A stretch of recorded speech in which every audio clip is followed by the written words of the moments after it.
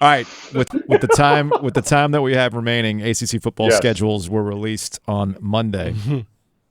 Mac Brown. Were those released? I didn't see the telethon. I didn't see the telethon. I'm sorry. 2 hours of a schedule release because hey, it's 2023. We got content to fill.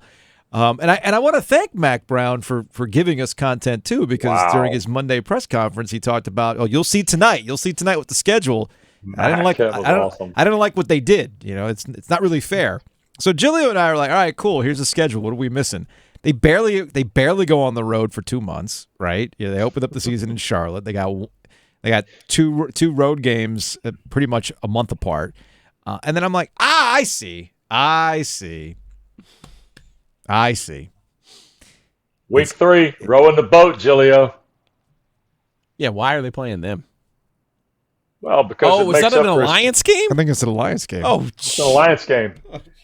It's also it also makes up for a Colorado series that was originally scheduled for the 1980s that never got played. I knew that one was squashed because of recruiting reasons, and then now that I remember Minnesota was added, I was like, well, so they're not going to recruit in Minnesota either. So Carolina's they close out the season after playing Campbell at home against Duke. They go to Clemson and they go to NC State.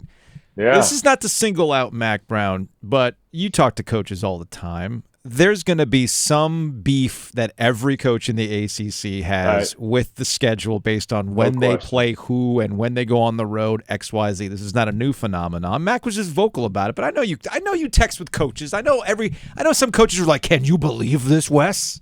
Well, let me tell you this. I first of all, as a former employee of the Entertainment and Sports Programming Network, Mac took some liberties that only he can take, I think, by spoiling the 2-hour schedule release show the other night. No, he was very careful not to spoil it. He just said. Well, he didn't spoil it. He said, "You'll just see," and I've already called. Didn't he say he's already called somebody or something? Actually, if anything, Mac Brown was doing the network a solid. Yeah, he did. Oh, that's right. Teasing it, as it were. Come on, you did radio. He gave a tease. Find out at 7 o'clock why I'm getting screwed. Find out at 7 o'clock with Jordan Cornette. Yep. Yeah.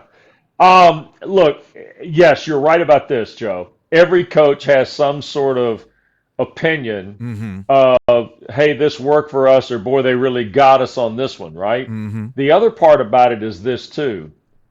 When we talk about gearing up the schedules in college football, and in this case, the ACC, it's going to create 12 real football games, okay?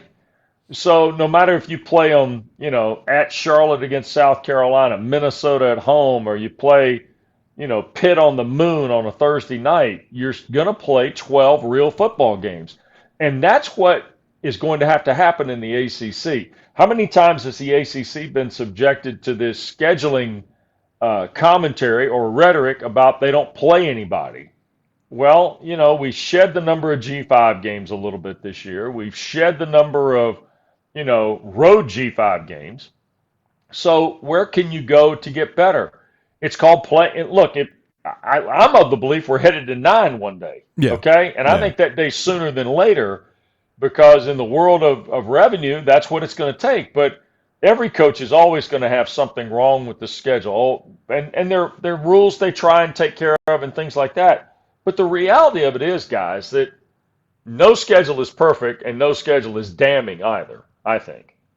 And you don't know how the games are going to turn out either. I mean, you couldn't have guessed Duke was going to win 9 games this year. No, I couldn't have.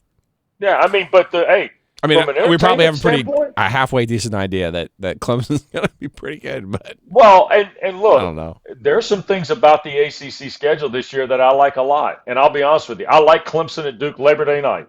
I think that's a terrific game. Mm-hmm. And look, Carolina's last 3, sure, it's tough, but they're not the only ones. They're not the only ones playing a strong kick in the back quarter of the schedule. And if, by the way, they have a pretty good year and get off to a really good start, guess what's going to be one of the benefactors to it? The schedule.